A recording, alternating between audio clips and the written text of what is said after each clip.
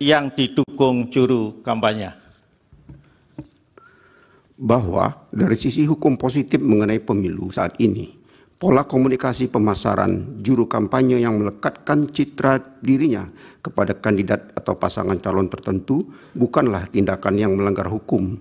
Namun, endorsement atau perlekatan citra diri demikian sebagai bagian dari teknik komunikasi persuasif potensial menjadi masalah etika manakala dilakukan oleh seorang presiden yang notabene dirinya mewakili identitas negara, di mana seharusnya presiden bersangkutan berpikir, bersikap, dan bertindak netral dalam ajang kontestasi pemilih pasangan presiden dan wakil presiden yang akan menggantikan dirinya sebagai kepala negara sekaligus kepala pemerintahan.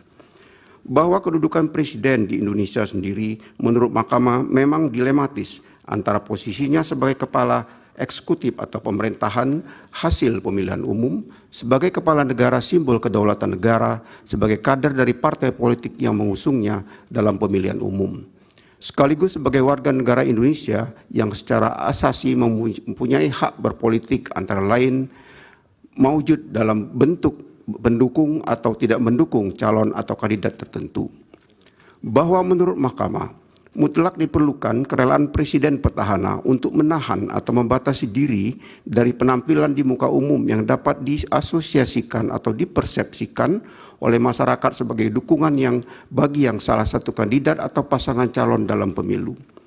Kesediaan atau kerelaan presiden yang demikian, serta kerelaan para petahana di level masing-masing yang menghadapi kemiripan situasi dengan posisi kondisi Pilpres tahun 2024 ini, inkasu petahana kepala daerah, merupakan faktor utama bagi terjaganya serta meningkatnya kualitas demokrasi di Indonesia.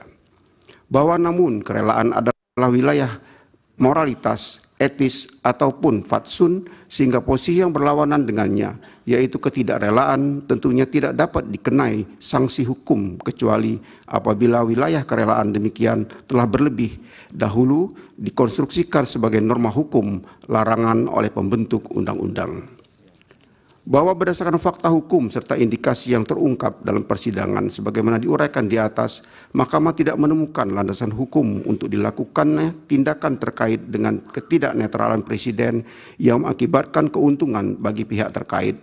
Sekali lagi, karena tolak ukur ataupun parameter ketidaknetralan presiden dalam pemilu termasuk wilayah etik belum diatur secara tegas dalam peraturan perundang-undangan khususnya di level undang-undang. Apalagi Undang-Undang Dasar 1945 dengan tegas menyatakan bahwa hak untuk tidak dituntut atas dasar hukum yang berlaku surut adalah hak asasi manusia yang tidak dapat dikurangi dalam keadaan apapun. Vide pasal 281 ayat 1 Undang-Undang Dasar 1945.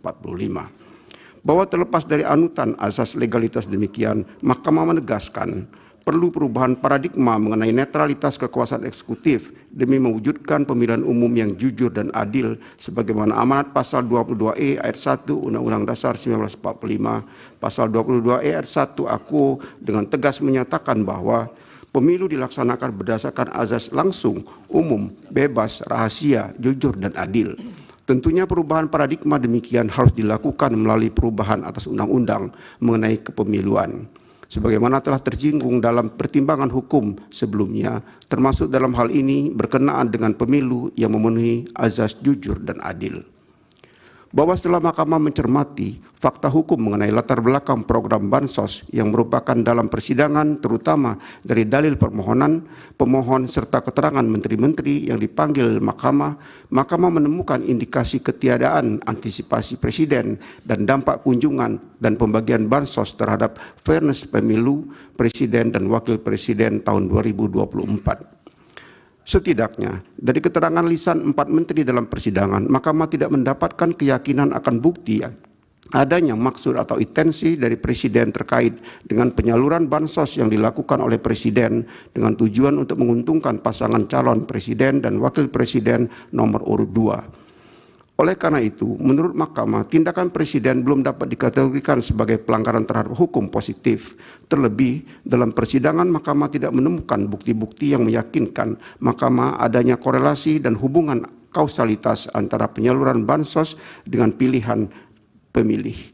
Namun demikian, penting bagi Mahkamah untuk menegaskan dalam rangka perbaikan tata kelola penyaluran bansos ke depan, khususnya penyaluran bansos yang berdekatan dengan penyelenggaraan pemilu, perlu diatur secara jelas menyangkut tata cara penyaluran, baik waktu, tempat, maupun pihak-pihak yang dapat menyalurkannya, sehingga tidak ditenggarai sebagai tindakan yang dapat dimaknai sebagai bantuan bagi kepentingan elektoral tertentu. Bahwa klaim bahwa bansos dan tindakan lainnya yang semacam charity tidak selayaknya diklaim sebagai bantuan personal karena sebagaimanapun pendanaan bansos dan bantuan presiden lain atau menurut keterangan Menteri Keuangan bersumber dari dana operasional presiden. Bersumber dari APBN yang tidak lain dan tidak bukan adalah kekayaan milik seluruh rakyat Indonesia. Sementara presiden sebagai kepala pemerintahan adalah orang yang dipercaya masyarakat untuk mengelola APBN, sehingga sama sekali tidak ada kepentingan pribadi atas APBN maupun keseluruhan kekayaan negara yang tidak tercatat dalam APBN. Bahwa akan tetapi apabila Mahkamah tidak memberikan catatan khusus terhadap klaim sepihak atas penggunaan bansos oleh pemerintah yang sekali lagi bansos sebenarnya bukan pelanggaran hukum, Mahkamah mengkhawatirkan praktik demikian akan menjadi presiden lantas diikuti oleh para petahana atau pejabat publik pengelola APBD dalam penghelatan pilkada kelak.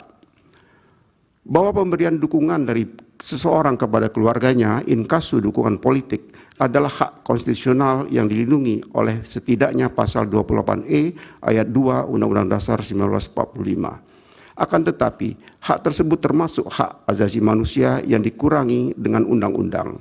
Dalam situasi tertentu, Undang-Undang Dasar 1945 memberikan pembatasan justru agar kebebasan pemenuhan hak konstitusional tersebut tidak membentur, merugikan, atau menjadi sumber nestapa bagi pemenuhan hak konstitusional orang lain.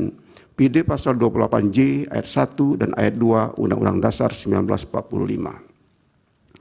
Berpijak dari hal demikian, penting bagi Mahkamah untuk menegaskan bahwa Undang-Undang Dasar 1945 membatasi pemenuhan hak asasi manusia bukan dalam arti Undang-Undang Dasar 1945 bersikap sewenang-wenang, melainkan justru demi mencegah munculnya situasi kebebasan yang paradoksial, yaitu situasi manakala pemenuhan hak seseorang ternyata menimbulkan kerugian bagi orang lain.